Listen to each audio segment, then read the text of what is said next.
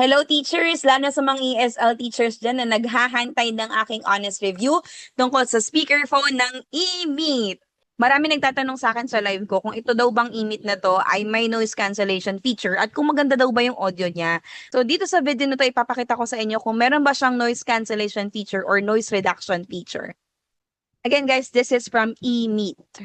Right now dito sa aking recorded video from Zoom, ang ginagamit kong audio is, eto, makikita nyo dito sa cellphone ko naman. Makikita nyo dito na ang ginagamit ko ay itong Crisp microphone. Ayan. And guys, ito yung widget niya. Ayan. Kapag naka-green yan, ibig sabihin, kina-cancel ni Crisp yung noise. Kapag enough ko yan, at kapag na-orange yan, ibig sabihin, walang noise cancellation na ginagamit si Chris. Talagang yun dito lang sa speakerphone na to. Balik muna natin sa may noise cancellation. So, ayan. So, dito sa Zoom, ito, ang ginagamit ko ay itong my noise cancellation feature from Chris. Ngayon naman, iset ko siya gamit naman itong eMeet. Yan. Ito na yan gagamitin natin. Ibig sabihin, mawawala yung crisp. Ayan. Okay. Nakaset na siya ngayon. Ang ginagamit kong microphone ay itong eMeet.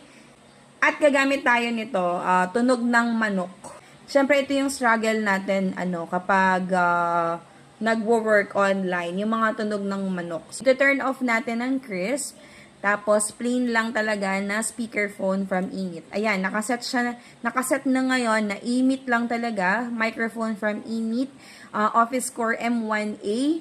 Ayan, as in, ito lang talaga yung gagamitin natin without the help of Chris. Ayan, kung makikita nyo, naka-turn off. Ayan, naka-off na ngayon si Crisp. Hindi po siya working. Ayan, wala. Okay, ayan, not used. Makikita nyo to, nakalagay not used. Ngayon, ipaparinig ko sa inyo kapag walang Crisp.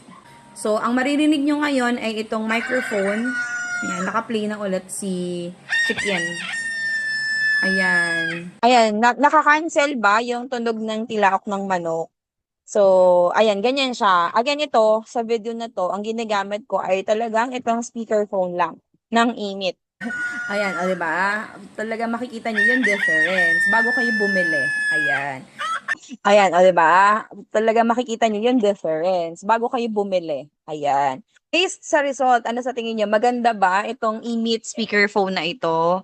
So, para sa akin, maganda tong speakerphone na ito ng eMeet kasi hindi ko na nga kailangan magsuot pa ng headphones. Hindi sasakit yung tenga ko. O, mas komportable pa rin talaga kasi kapag